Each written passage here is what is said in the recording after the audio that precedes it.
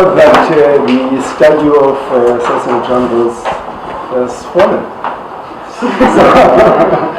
So I would be interested to hear from you why you still call this, you call yourself Rhodes must fall when the statue has fallen.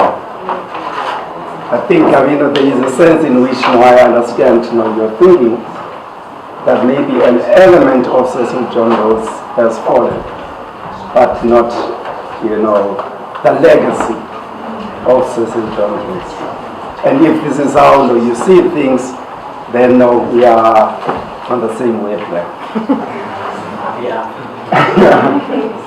I have been asked to talk about quite a number of things, and I don't think that we can exhaust all of them. And for that reason, I thought that I should speak less and give more time for discussion. And I'm not one of those people who say speak less and end up speaking forever. I'll try and sort of raise a few points that will spark hopefully a discussion. Perhaps a good starting point would be the Center for African Studies and my vision of the Center for African Studies. I was appointed to the position that I'm holding there as Director, AC Job Chair, in June 2012. And at that time, a new school had just been established, and I was instrumental in facilitating discussions that led to the formation of the school. The school is called the School of African and Gender Studies, Anthropology, and Linguistics. EXAL is the acronym.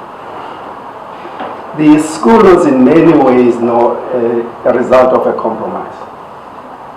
And an element of that compromise was that we were in a way compelled to establish the school, but we were also given what I thought was an opportunity to revive the Center for African Studies, which at that time was on the verge of collapse. Some of you will remember discussions starting in the late, say 2009, 2010 and so on. Now, I applied for the position of director of the Center for African Studies, and one of the things that I soon realized was that the position or the center was not seen by the university as a teaching center. And by this, I mean that the Center for African Studies itself does not offer any courses. The unit that offers courses in African Studies is in the school.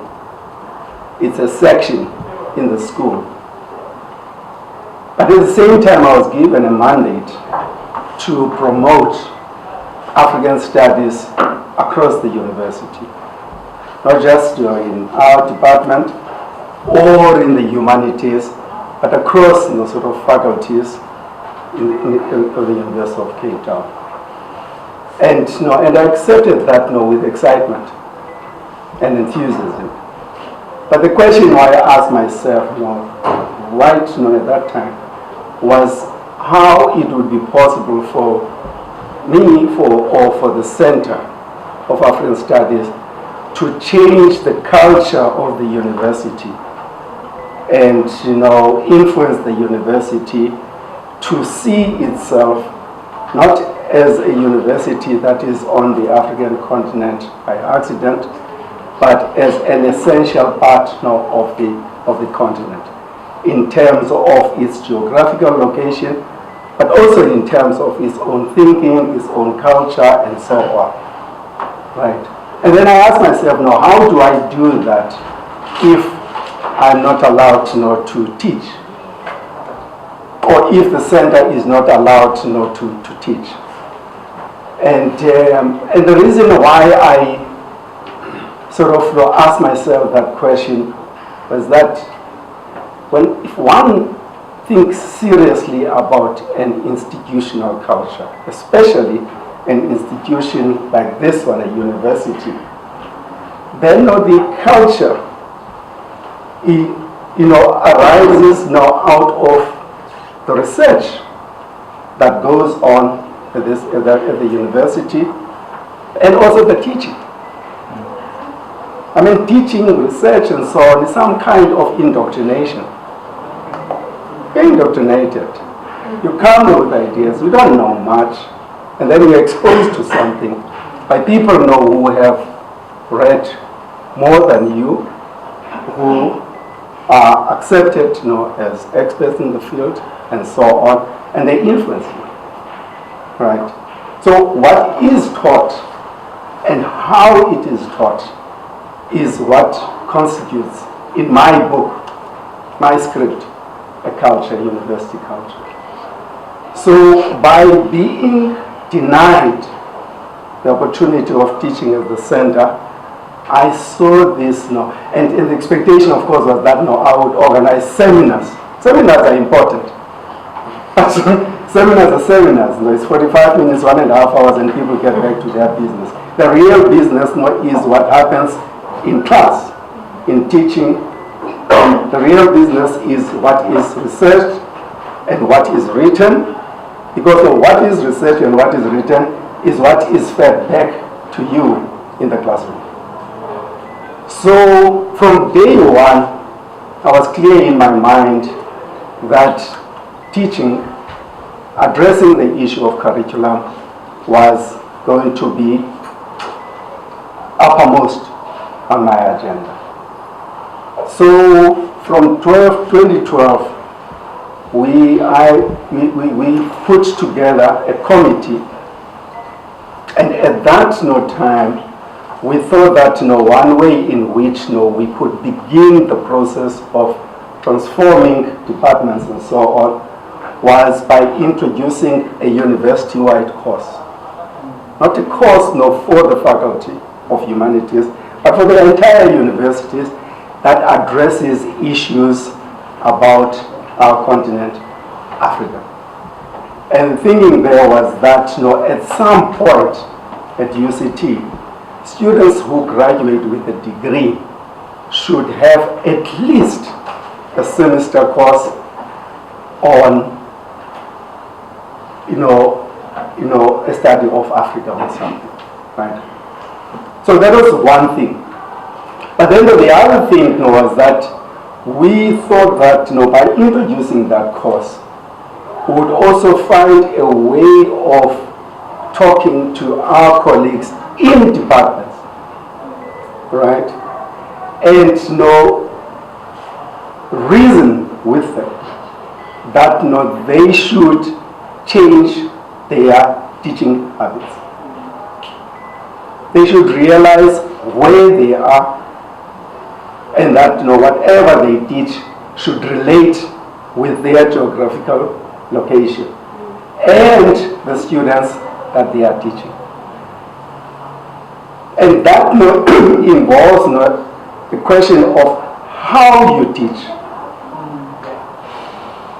One of the problems we have is that we do not know how to teach students who come from backgrounds that we do not know, and in many instances that we do not care to know. And the question you ask how on earth can you teach that student? The only way we can teach the student is by forcing the student to know you without you knowing the student. So the how to me is important, but equally important is what is taught. And what is taught at the university is by way of what is prescribed. And what is prescribed is important here. Who writes what is important? There is no neutral corner. Even in mathematics, some people think that mathematics is neutral. There is no neutral, no. We all have our biases, we all have our values, we all have our ideologies, and one of them. So whatever I write is written from a certain position. And if you're going to prescribe no works no by people no coming from a particular position, then you are introducing a culture that is often one-dimensional, right? And so what is taught, what is prescribed is important. And my position here is not swinging the pendulum to the other extreme, ignoring what has always been taught, even if we associate that with colonialism. It is to say, how can we introduce other ideas, other writings, such that as students and researchers, we are in a position of making up our mind as to what makes sense and does not make sense.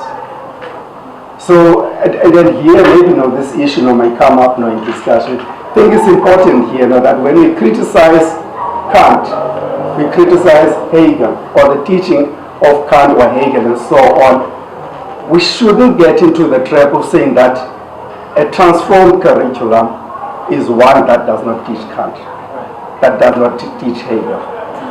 A transformed curriculum should be one that trains us to be in a position to argue and debate with Hegel and with Kant. Right?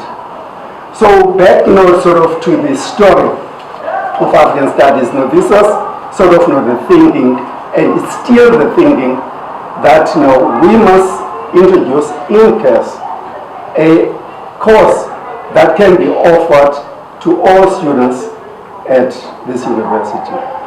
But at the same time, simultaneously, we must work with colleagues in other departments. We don't want the Center for African Studies to be seen as a banduskel. You know that term? Because it is not a banduskel. It is not a banduskel, right?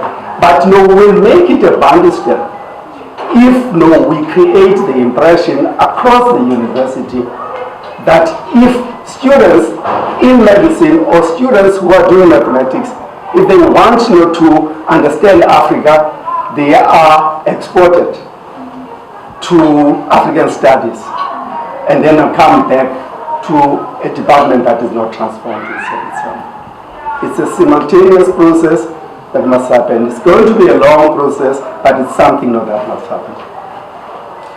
The other development that happened, it happened towards the end of last year, was that as I was discussing with colleagues in the African Studies unit, I realized that they were geared towards a postgraduate curriculum, and that they were offering very few courses at undergraduate level. And in numerous discussions we had within the center and the unit, we agreed towards the end of last year that we should offer a major in African Studies. Right. And there is an opportunity that also arose, right? End of last year, we were told by the dean that the school is going to be reviewed or assessed. And we are seeing the review as an opportunity for us to propose to the review committee or the assessment committee this new undergraduate major in African Studies. But a degree at this university and elsewhere is made up of two majors. I hope I'm right. Yeah. Right. So we are, as we are working on our curriculum, we are initially identifying departments that we can refer our students to for a second major. Right. And we are making headway.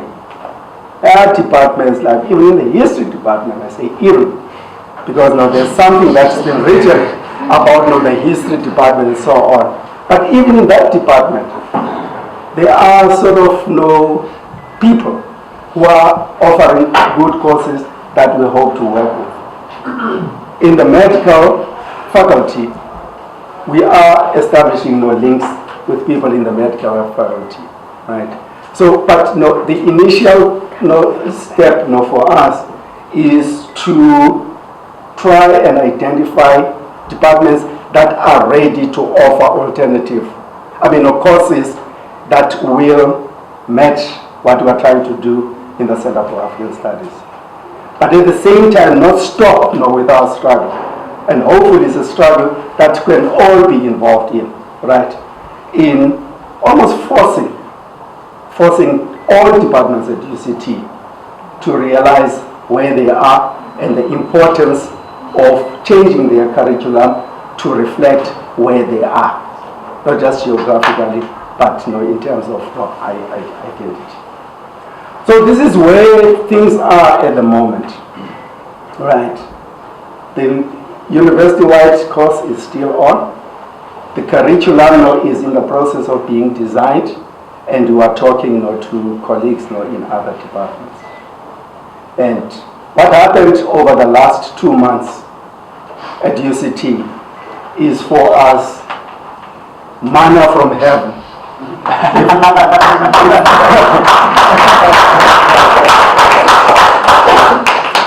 I'm not a churchgoer, but at least I've been put in conditions where I was forced to read the Bible. The only book that was available was the Bible, so I made it a point that I read it from cover to cover. So I know it.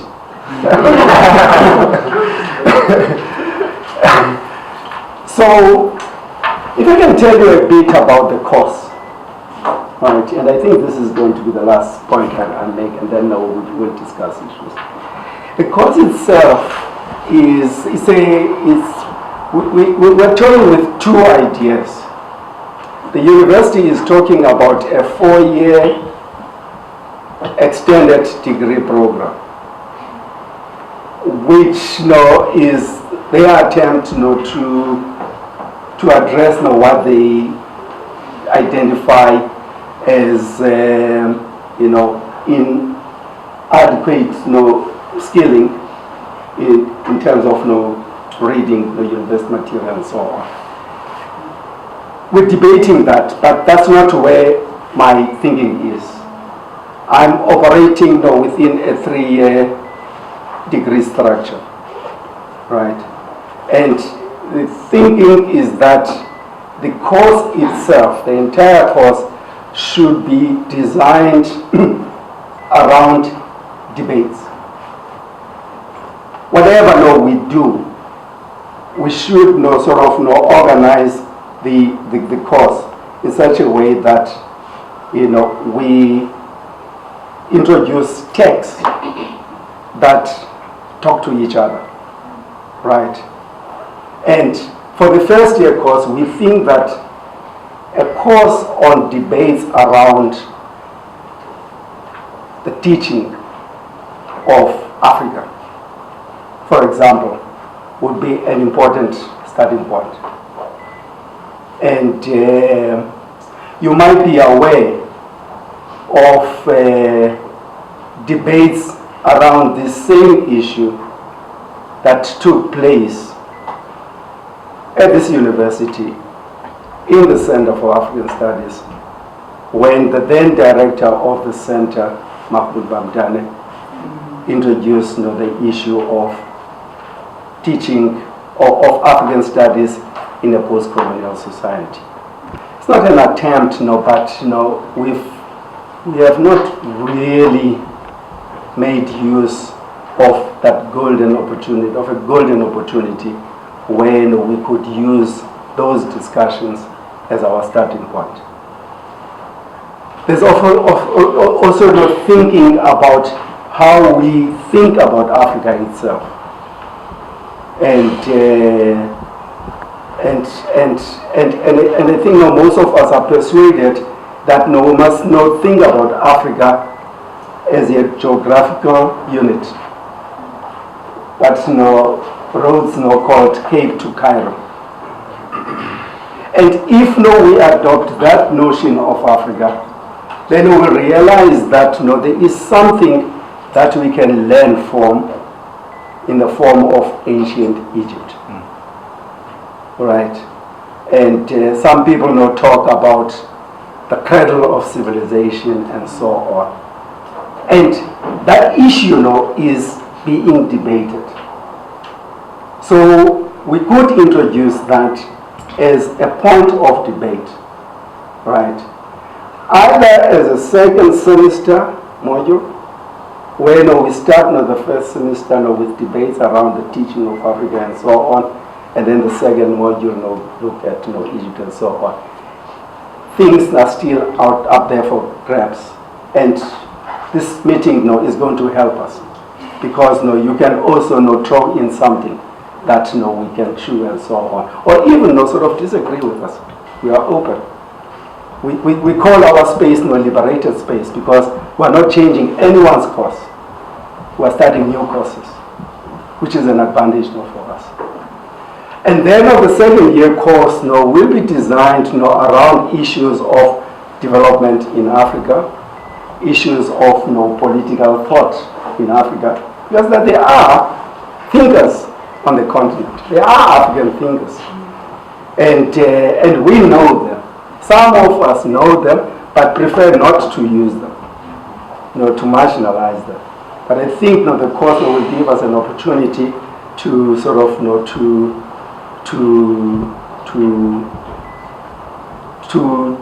to get to know those scholars and debate them. And then there's a third year course, or the third year, we're thinking of two things. We want to foreground the importance of language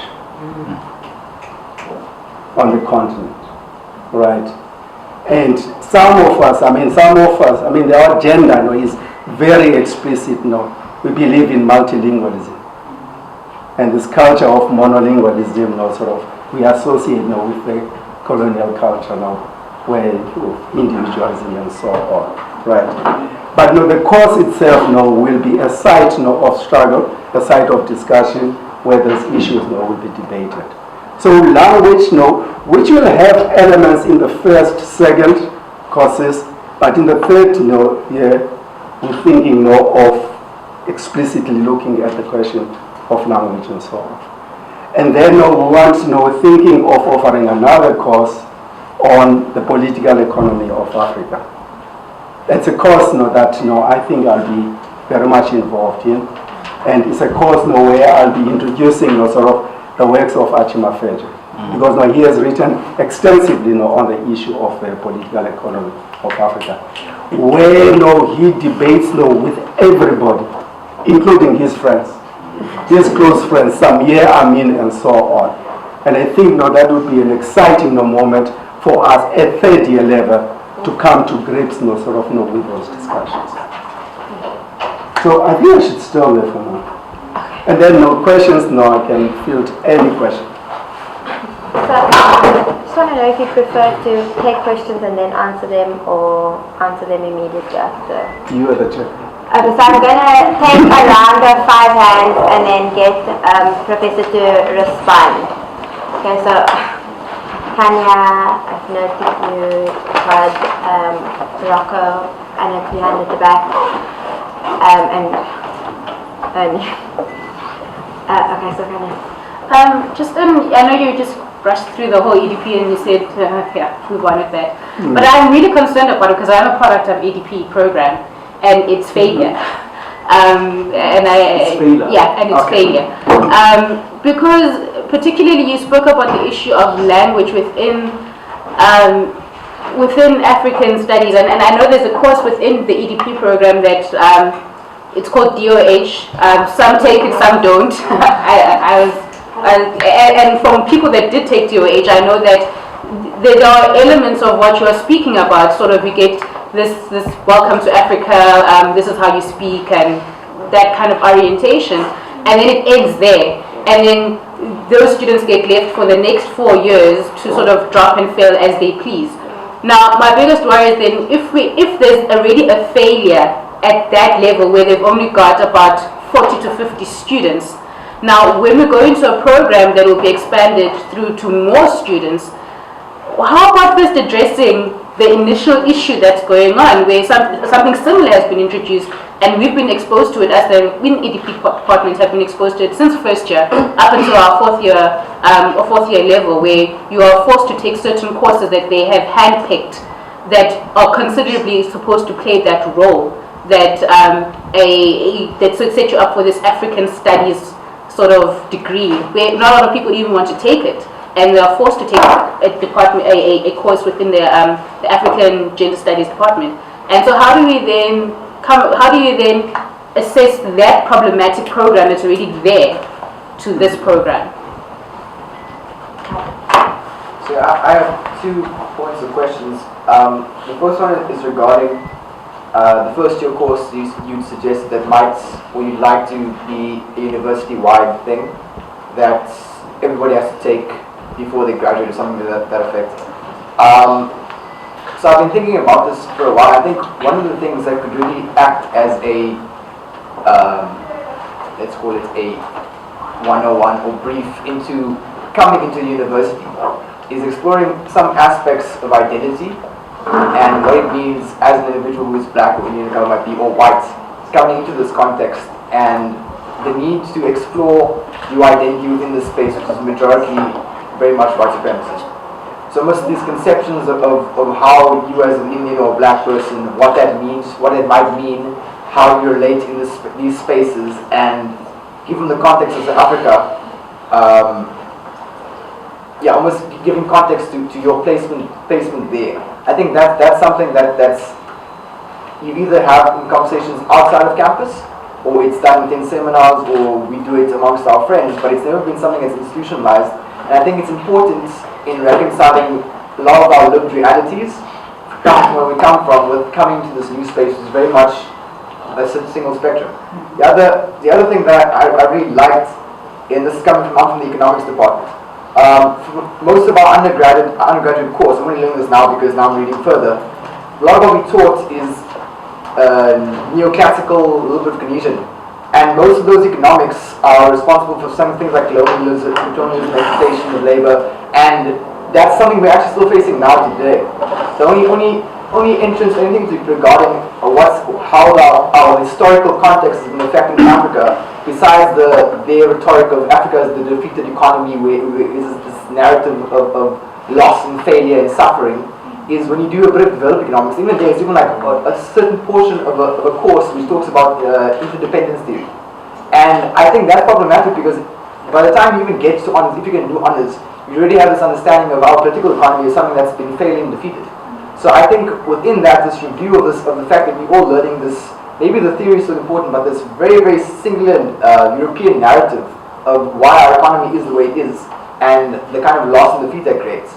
So something looking into the political economies, like you're saying, like you mentioned by Mambane was Mafeje, like looking to that and explaining, even in first and second year, making it something that's part of the syllabus.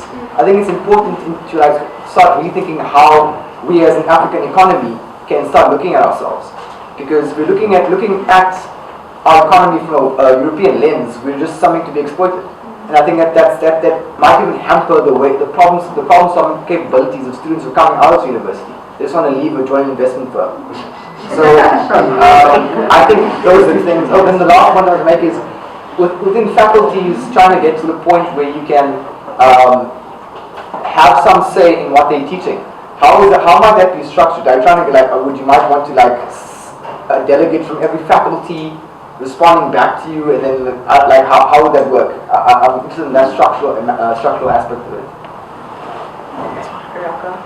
I just want to hear you elaborate on 2 of the points that you mentioned. Firstly was you mentioned that the university proposed that African Studies be part of an EDP program.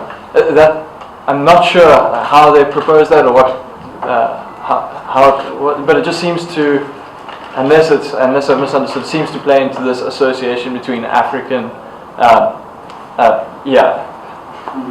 Africa and subpar performance, or and then the other thing is language. So you mentioned that bilingualism would be important. Would there be compulsory courses in African languages, and how would you work with African language department?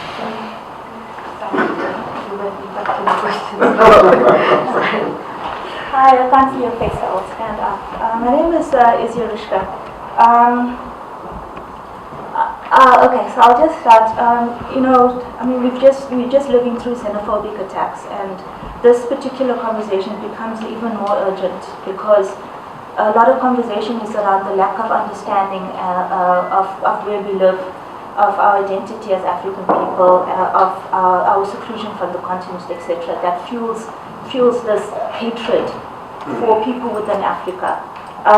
So this particular conversation is very important, is very urgent. Sorry, I wrote some stuff. Also, it's something that hasn't been done before. For us to change a curriculum that's focused on being pro-black hasn't really been done. This is the first time, and I'm sure we've had a lot of conversations about that. And we have to understand as well the tradition of selecting a person to save a collective is an outdated tradition, and it has failed. It has failed generations. History of failure, of us looking for a savior, waiting for a savior to do this. And with all due respect, I don't think it's fair that we ask you to be that savior or anybody else. I think that this needs to be a collective initiative.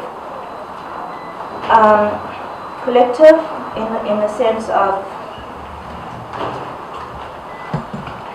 okay, at the moment we're in a digital age, and I like the debate that you brought up, that within the curriculum there needs to be a debate on what the curriculum needs to be. But we also come from a tradition where curriculums are made and then we have to accept. It's made in some room with people who know better. For example, the majority of us are students, and we are conversing as students on a particular level. There are things that are said, but there are things that are not said, and those things that are not said could be as powerful as the things that are said. So I think that moving forward, in the new tradition that UCT is taking, we have like online UCT courses, etc. So you are moving forward in that sense of creating digital learning online. But how about we take that debate of curriculum when it's made to a curriculum that is about to be made? How about we invite people who have produced curriculums that we don't know about, that have been silenced, those who don't even know that they can engage on it, students, the public, create a website, say this is what we intend to do. Let us have a discussion on it. Let's see what people, if we're talking about being inclusive as an African identity, maybe this can be an exercise of actually creating that type of, and forging that type of relationship. Because it's good to have these discussions, but if it's contained, I think that, 10 years down the line, we'll be coming back here and having that same discussion because we'll be duped because we didn't know better. So yeah. I'm going to give you the last one today, but if you can keep it. So the next round that I'm going to open up after Ernie, can we also just be mindful that everybody wants to ask a question, so asking 4 questions at a time, can we just scale it down, please? Ernie. Mrs. Suggestion. The suggestion is of a course that I think that it's, maybe you could look into it. It's the philosophy of race, and I was speaking to my brother here about it. And the reason why I think that it's pertinent is that I think that when I was listening to you, as you alluded to, that you don't necessarily remember all the work that you did in the 3-year degree, but it creates a conceptual framework for you to navigate different studies and different arguments and debates, and it creates a frame of thinking. And we're saying that the frame of thinking that we give, it kind of narrows down where our intellectual discourses go. And why I say the philosophy of race, I think that behind a lot of the concepts that we use, such as colonialism and identity, there's a more fundamental question that you can ask, are the root ideas that then enforce these discourses. And for me, being I'd assumed that I was conscious in some senses, but when I then got into the course, it was interesting to get into the discussions and the histories and intellectualization of being black and what that, and how that is scientifically disproven, that it's not a scientific fact that blackness or nationality and all these things that people assume are mathematically or statistically valid are not. And I think that was an important step in my identity, in understanding myself, because there is a lot of arguments that you face on day-to-day level is when people then say that, yeah, blackness is this, and it's associated to these negations, and it's associated to disempowerment and poverty. But then it's beside the conceptions, it's the idea then gets reinforced by you thinking without the knowledge that it is scientifically proven, or it's philosophically, logically proven. And I think that if you could maybe speak to the philosophy department, or even if you structure your course, I think it's important to challenge those notions of black, white, Indian, social construction, and those things. And last, just quickly, this is a very quick one. And also with the history department, I think it'd be cool to get into, which is consistent with what I was saying, is the studies of phrenology and skull sizes and nose sizes and eye sizes and different arguments that were used to justify the colonial agenda and the concepts of savagery, what is barbarism, who is a savage, who is not, and who is like civil. And if you can fit that somewhere, and not in a doctoral or master's or PhD, into the undergrad course, where the mind is fresh, as you said, I think that'll be really valuable. Okay, right, now, let me start now with the important, well, all these questions are important, but let me start now with the question of who designs the course. We are the initiators, but we expect that more and more people will get involved. That's always been the spirit. I can't see how we can offer a course or this undergraduate program without us talking to you, students, and beyond the students. The plan, it's a plan. Nothing is cast in stone. The plan is that the course now will be offered in 2017. We are now 2015 April, right? The plan is that we offer it. Then why we offer the course in 2017 is that we want to give ourselves enough time not to consult and change, try things and so on, so that by the time we offer the course, we're reasonably sure that we have consulted as widely as possible. Consultation is not the same as informing you what we have done. It will mean sort of listening, negotiating, incorporating things, rejecting others, and so on. Right? How we are going to do that, don't ask me. But the idea is there, right? And I'm sure this room has many ways in which, you can propose a variety of ways in which this can be done. So the question of consultation is important. The course is not done. What I presented is a framework. There must be a starting point. And the other thing, of course, which is an advantage and a disadvantage, is that we operate within a certain structure. There are certain processes that we must go through for the course not to be accepted within the university. The issue of EDP has not come up. I was once involved in a program here in Cape Town, run by an NGO called SACET. Has anyone heard the name SACET? South African Committee for Higher Education? No? Yes. And Kenya College? Yes. I work for Kenya College, right?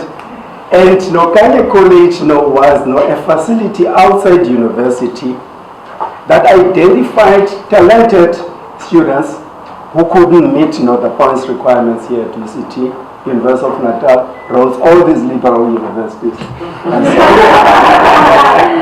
And so in a way, we equip students with the tools to cope. And we knew we were making a compromise then, right?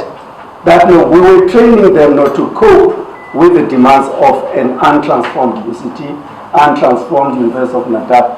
But at the time, we thought that was the best thing to do. And one of the things that we knew students were better with was their ability to read text contextually, identify arguments, counter-argue, and so on. But we didn't follow the route that is followed or that used to be followed by most universities in philosophy, where you were taught philosophy and logic as separate courses. Because some of us were aware that you could give students a test in logic and they score 100%. These were 100% because they were truth tables and so on. You could easily get 100%. And give the same student an essay where they would write an essay that was full of flaws. Right? So the skill, they were not trained to deal with situations, to use logic in particular situations. Right? Now, I don't know this EDP thing and so on. But if this is something like a workshop that is proposed where a certain group of students that's identified to be inadequate in many ways is workshopped and then taken back to the rest of the herd, then I have problems. In fact, if that's happening, I would be surprised that, I was at Kanye College, that shows my age, in the 80s. I would be surprised that after 30 years or so, very little has changed in that regard. The way you teach a skill is to teach people what they should know.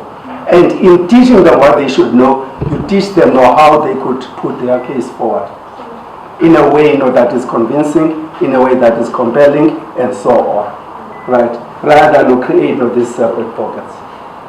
And this is why I come back to what I said when I started, that my radical proposition would be that if we want to put money aside for academic development, it should be put aside to train lecturers how to teach, not students. It should be lecturers, because we don't know. We don't know how to teach.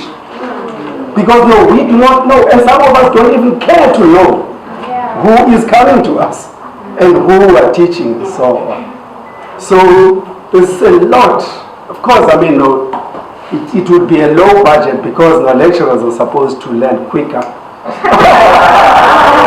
And you could just prescribe books in some cases. But if they need workshops, then we need workshops for them. So that would be my proposal. Instead of what is proposed for students, let's get money to train lecturers.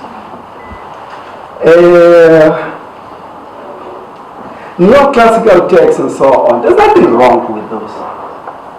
There's nothing wrong in teaching those. In fact, they must be taught. But then we must also be exposed to people who have critiqued them. And there are Africans who have critiqued them.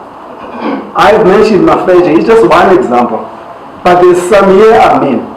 There's a list in Africa, but then if you broaden your scope to include the South, the global South, then the material is you lose no count, right? It's just that some of us are either not aware of those texts or refuse to teach them. And I know in the case of Mafeja, in places that I've worked where there was a deliberate attempt by the director of sort of the center that I work for, not to prescribe Mafeja's work. There was war against Mafeja, which is a crime, in intellectual sort of terms. And another way in which we can come to grips with this is by studying ancient Egypt, we look at Diop, right? I don't know whether this is how the name is pronounced, but it's D-I-O-P, right? Diop or whatever, right? Those are people. Who will sort of who have rethought how history should be presented. And his history is written from an African perspective. His starting point is the civilization that started in Africa. Not civilization that was discovered, but civilization. So it's inside and then you move out, right? So in terms of text and so on, there are many, right? But I want to repeat this and emphasize it. We must not do away with those neoclassical texts. It's like preparing for a boxing match without a sparring partner. You'll be defeated. You need something to test your tricks and energies.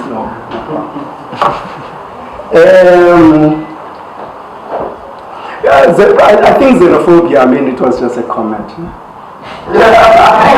Because we know, the way the course is geared.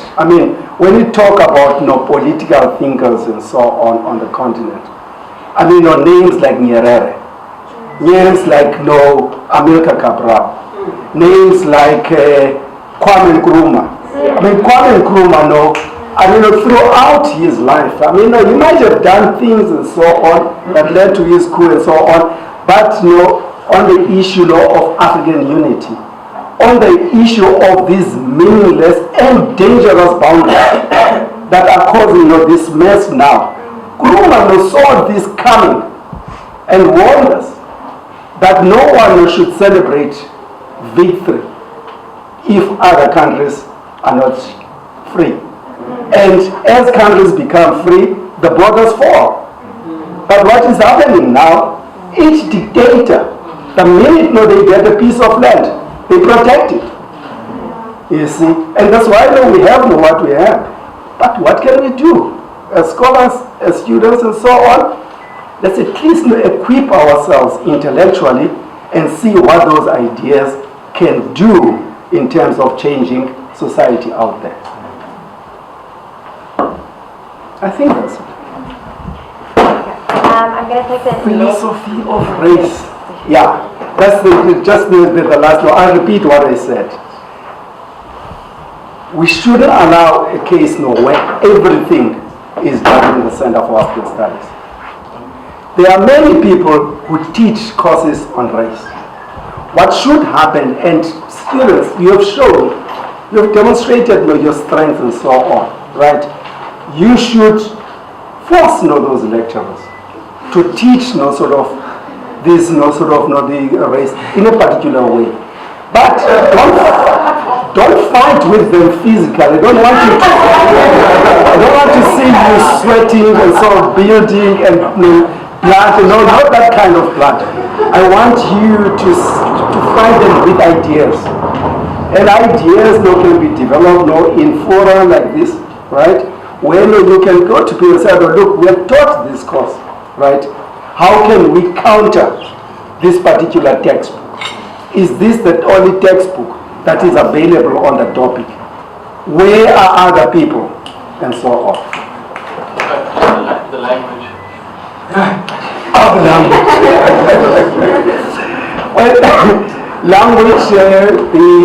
Language may say bilingual. No, I believe in multilingualism. We have a scholar who was here, who died 2-3 years ago, Neville Alexander. He's written extensively on the issue of multilingualism. We have another person, old, much greater than I am, down the road, Kwesi Pra, right? He also writes about this. In fact, Kwesi is even more radical. His proposition is that in fact, no, what he says is that he has never seen any society that has developed on the basis of a foreign language. I'm going to take 5 hands again. Also, please, can we just limit it to 1 question? And if you have to ask 2, but not more than 2. So, Makole, Rue, Brian, noted you, Sabini, and Sebastian at the back. Yeah, so Chair, I have 2 questions. Can I ask one? We're going to do it anyways. Thanks, Prof, again for wisdom and just being straight on the point that we need to almost change the way we think about our teachings and the way we think about ourselves. But one question is, even if we do a course Promoterizing Africa, who teaches that course? And in our own context, I have been in classes where I'm going to be taught black consciousness by a white male, and in situations have we battled with a conversation on who then teaches this critical ways of looking at ourselves in relation, understanding our history and our contact within knowledge production. Then the second question is, you said it yourself that Mamdani was here, and a lot of scholars actually they were here, and they faced a certain resistance towards changing these things. And we know that in UCT, for anything to happen, old white people must retire or else die. And it's the reality in terms of changing curriculum. Then how do we deal with these people are still in these departments that we want us to venture in? They are still in the sociology department, they are still in political department, who fundamentally disagree that African people have a sense of producing knowledge on themselves. And how do we deal with the fact that these people, no matter how much you want to introduce, they are unwilling to transform, and they are unwilling to give up their position as head of departments to other people. And how do we deal with that in the context of UCT, knowing that donors speak more than academic freedom?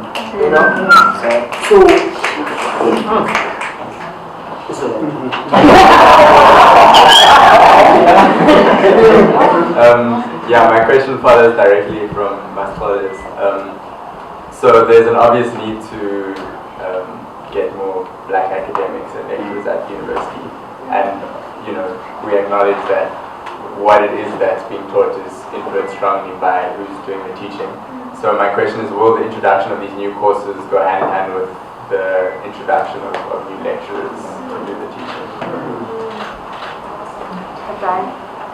Thank you for the discussion. I wanted to ask, or maybe challenge and say that the proponents of this new course, essentially, if I understand what you're saying, is an attack on the academy, right? So I think that there must be some kind of accompanying project, because to some extent this thing it must also happen in other faculties. Sometimes sounds like a throwaway comment. But if what you're saying should be taken as knowledge coming out of these courses, right? You're actually illustrating the intellectual bankruptcy of the university itself. So I think there needs to be an accompanying project from the African Studies Department to illustrate that at the University of Cape Town. I think it can't also only be a thing that's happening in your research papers. It must be having public debates with the deans of the economics department. If you know that serious damage is being done to your students, because comparative debate is not being addressed, what is the urgency that you're referring to? This is clearly it's an urgent issue. Illustrate, you know the intellectual bankruptcy is there, you know it's happening, you've studied all these things, show us,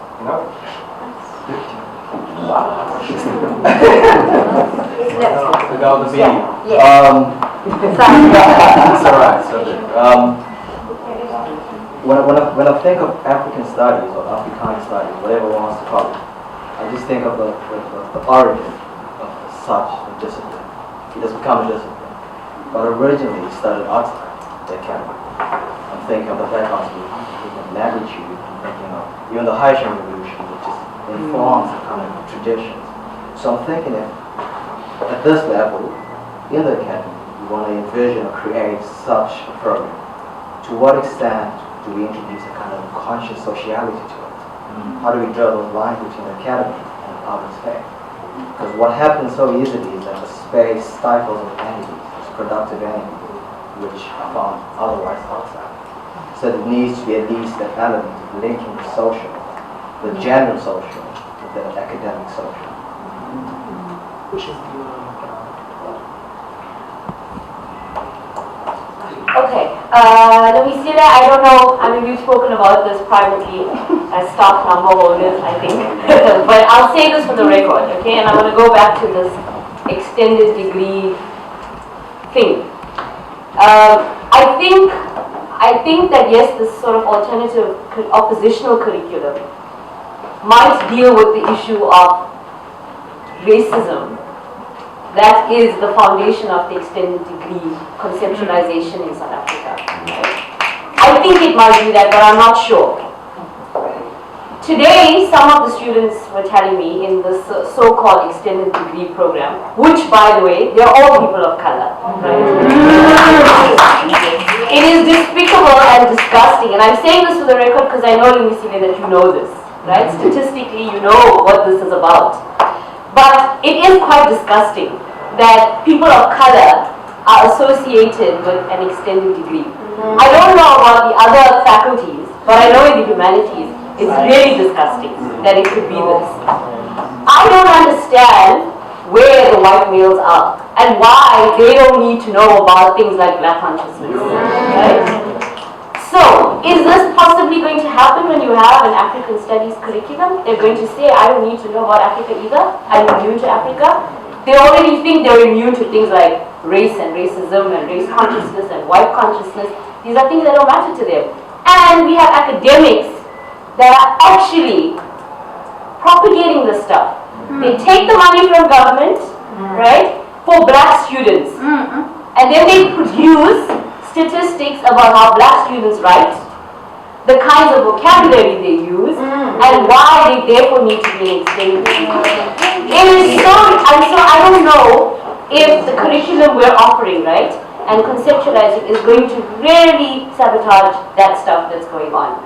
The data that I see coming out of this particular program, this unit.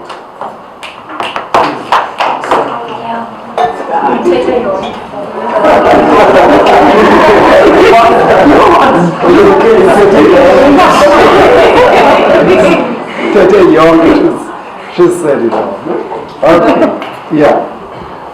Who teaches the course? And because phrase. Yeah. I don't know whether as this forum we have addressed the issue of race. And because it's an ongoing sort of debate. And we debated it at the height of black consciousness and so on. And the central issue there was whether these words of wisdom can only come from a black face. Right. And whether we cannot imagine an instance of a converted white person who can say what? It's a question. It's a question. And in an academic institution, we should open our minds and debate these issues. And people in the Congress movement will tell you about the Joe slogans. Yeah, well, and who was Biko's closest friend? It was Donald Woods, a white person, and Sobukwe. All of those people are problematic.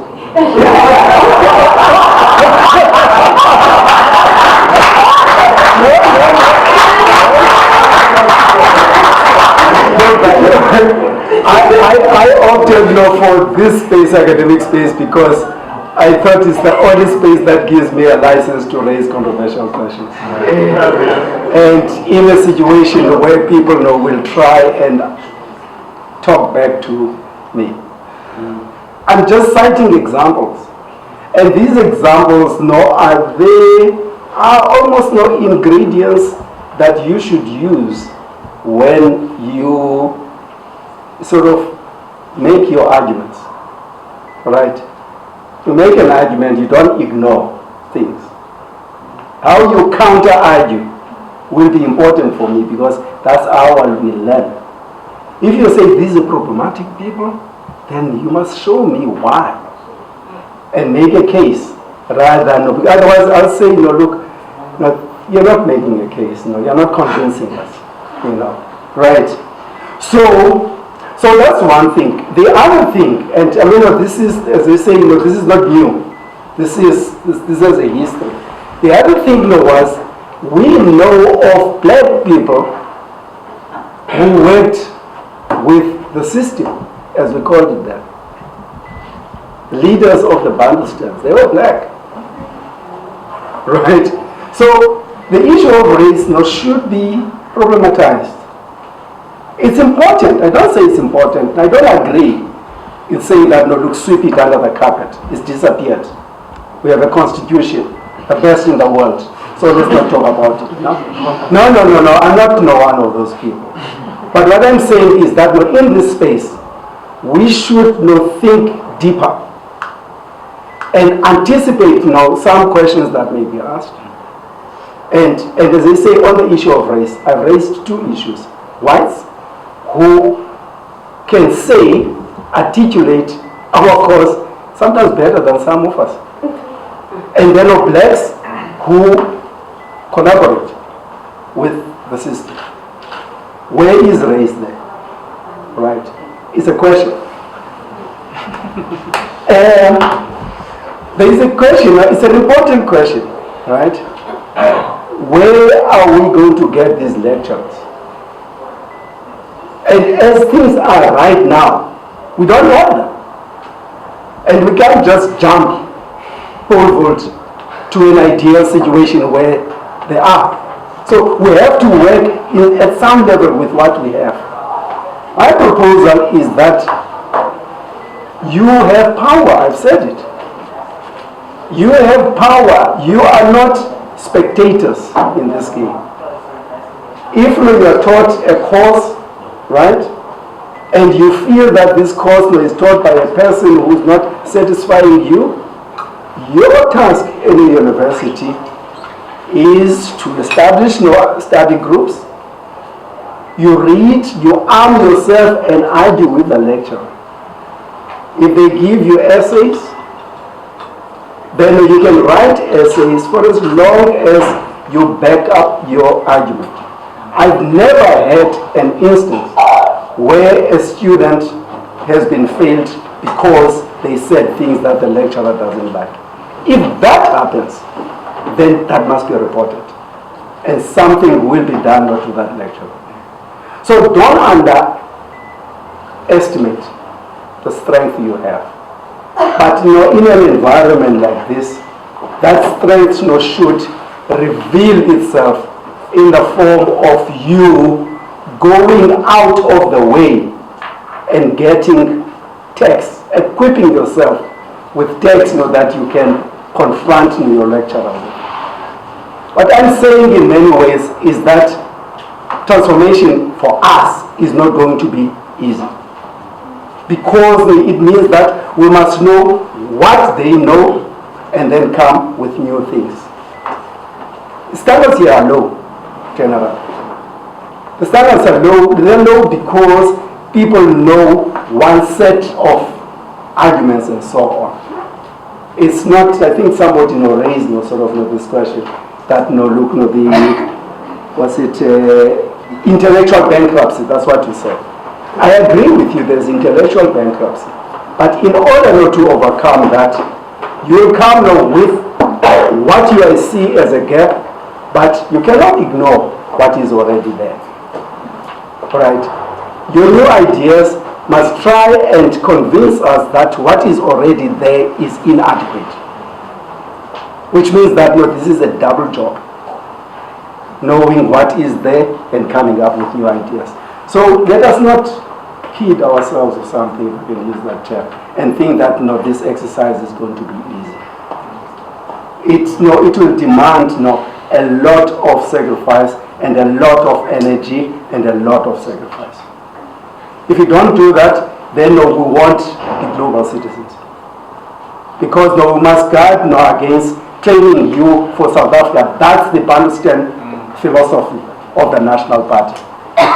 That let's give the natives knowledge that is useful for them where they are. Not knowledge that will make them participate in the global world. Intellectual bankruptcy, social and academic context. Yeah, I agree. The social context is important. Tomorrow I'm going to give you a talk at Rose, and I'm going to raise exactly this issue. You decolonize the curriculum, but is it possible to decolonize the curriculum if the bigger society is not decolonized? And if that's the case, then what is the responsibility of students and lecturers? Because Stalin in Russia tried something called socialism in one country. That failed. And if we think that we can change the curriculum here, ignoring what is happening in the wider society, then we realize that we are banging our heads against a brick wall. That wall won't break, our necks will break. That's it. I'm just going to take the last round, and then we really have to, because I'm realizing that the time is quite late. So Kumani, I've noted you. Zara, I've noted you. Dr. Bukhaism, I've noted you. Yerushka, can I take someone's hand who hasn't? That's just a comment. Okay. Any last person who hasn't? So, okay. Kumani. Prof, thanks. Very quick. What is the role of student movement like ours in changing the curriculum? I mean, I do think that you are talking about boardroom here. You guys sit there. I don't know who's we. I'm not quite sure who's we. And now I assume that you are sitting in the boardroom and discuss when the curriculum should be changed. 2017. I guess for us as a movement, we didn't have 2020 about moving the study. But when we have maybe 2016 of our own, as what's the role of the movement in changing curriculum? Thank you. My question is quite short. It's basically, in changing the curriculum, have you acknowledged the important need to acknowledge alternative types of media as valuable archives of intellectual thought? Things like oral traditions, things like paintings, things not just looking at written text, but just in itself like a problematic space. Thank you. I guess I want to respond very quickly, I hope, to the question of, well, not respond, make a comment rather, to the question of what role can white folk play in this whole transformation question. And I want to make a quick biographical inscription by saying that I'm from KZN, partly big KZN, rural, but also township life. And in my time at UCT, so the important point I want to make is in my time at UCT, people who have made crucial contributions to partly where I am have both been black and white. And so when we begin to get into this question of race and what white people can contribute, I'm sometimes a little bit wary of drawing blank statements. I think for me what has been useful in my journey, and certainly in my teaching and on the students that I encounter, is to look for people, irrespective of whether they're black or white, but people who are critiquing their consciousness. People who are painfully looking for a different way of being human in the world than the one that exists. Whether they happen to be white, whether they happen to be black is secondary, or it doesn't matter in most instances. So that we do not fall back into the same problematic practices of essentializing people and locking them into their skin. Because with short pay, there's nothing you can say. It's the same kind of practice, say because you're black you cannot produce knowledge. It's exactly the same, in reverse. And I would like for us to really be careful of that, because once we get into that practice, it's hard to get out of it. Second point is this. issue of language, sometimes, which I've heard in this space as well. I think sometimes it is important to recognize people who are fighting your fight. Sometimes to know when to be revolutionary and to speak out in anger or maybe abrasive language. Sometimes when to tone it a little bit. Sometimes I get instances where I've been here in some instances and I get that, and sometimes I get some of those questions, the way in which questions are being asked, it's almost as if it's an attack on Prof. And I think Prof is not here to give us a solution, he's here to engage with us in conversation and what is proposing are initiatives. So in the way in which we engage as well, let us not be combative even when it's unnecessary. Knowing of course that people are in that combative mood and people have picked up a particular language, all of that is fine. But let us also know who our friends or who our enemies are and not confuse. Thanks, Prof. On that same point, I'm happy that you brought up those two very problematic questions. And it kind of reflects that saying that if a lie is said enough times, it becomes truth. And we're in an environment that it isn't really about what is the ultimate truth and what is the ultimate lie, but it is the reproduction of knowledge that becomes who we are, because we take that in and then we perceive the world according to that, and then we have experiences according to whatever information we get. So those two questions, considering which line of thought you come from, can be anything, can move into any direction. But if we talk about racism, not as a psychology, but as a material reality of the people who are fortunate and the people who are oppressed and don't have. Now those are very definitive terms. So, and we're talking about UCT in this context being a production of knowledge that perpetuates a certain type of mentality, be it truth, be it lies, be it just knowledge production that we consume. And we are fighting against a certain type of knowledge. And we are asking for the inclusion of other knowledge. And at this point, we're still waiting, we're still standing at the door waiting to be included in it. So right now, it's about opening up that space to allow that knowledge, you know? And we mustn't say that this is the truth and this is not the truth, but understand that we can be just very saturated with a lot of lies that we think are true.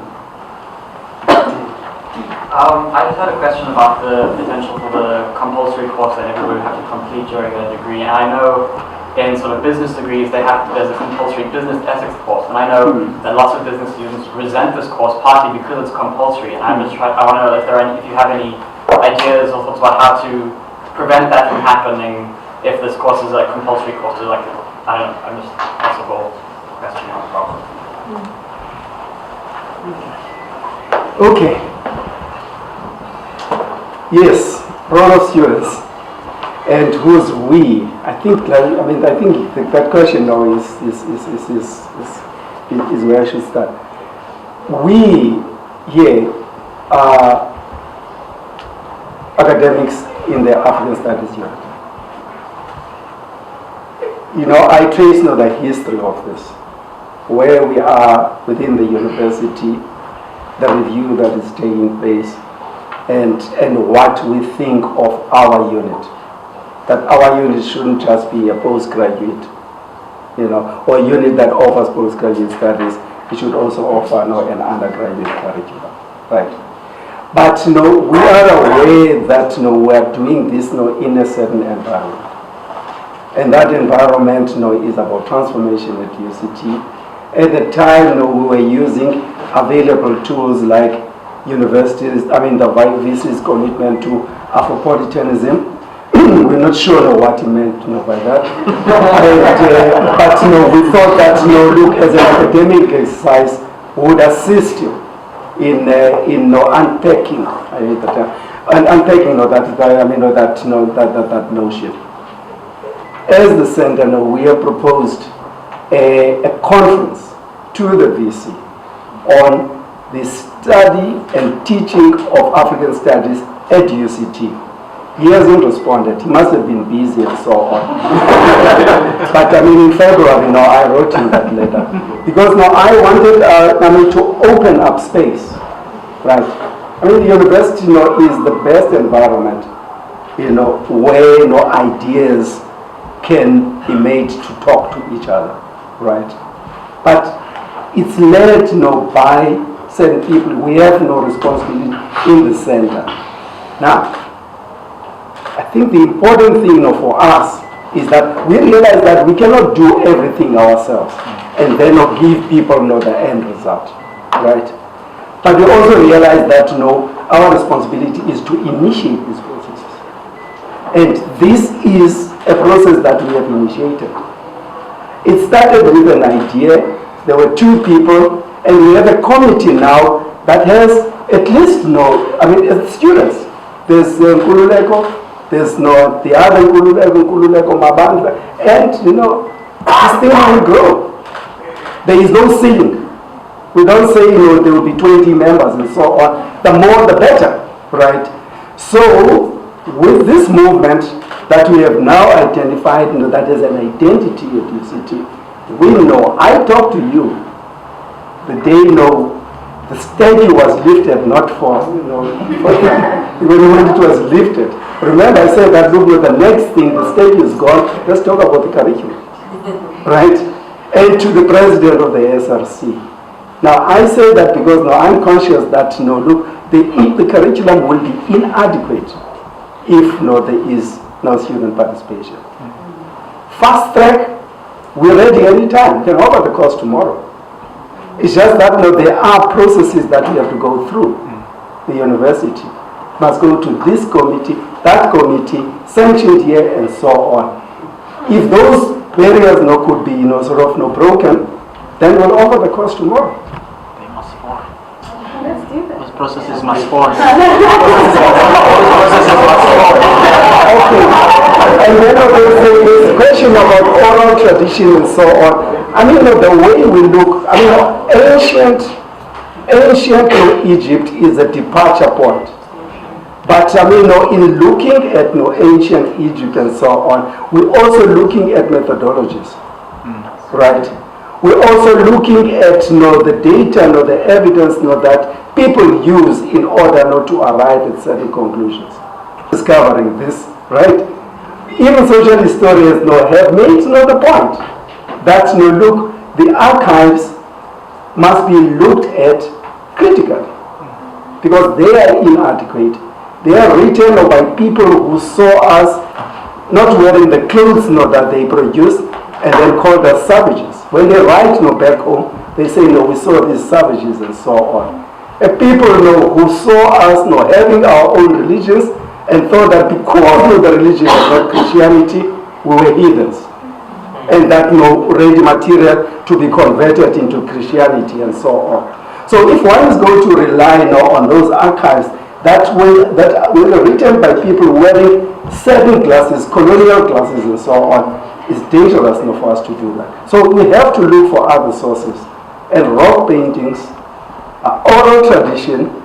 I know, even people like Mamdani and so on are suspicious of oral tradition, memory and so on. But it does not mean that we dispense with oral tradition.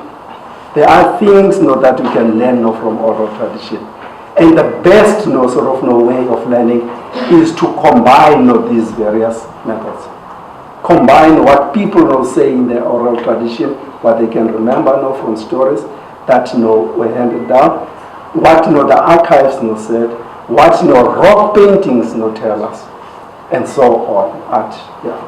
And that's what informs us. And just again, to conclude and belabor the point, we study. It's a liberated area. That's the term I use. This is a liberated area. We're not changing an existing course, right? We're designing courses taking into account the broader context within the university and the society and the world. Compulsory course, there won't be any compulsory course. I don't I believe in something that develops organically. If the course is good, then people know when to go. So that's what I'm hoping, that no one will be forced, but people will feel that in order not to be properly educated, these courses should. Thank you very much for coming to speak to us, and we hope to have you again, because I think the conversation is going to need to be discussed further and debated further. Since it is a liberated space, we can argue and debate, and so thank you very much.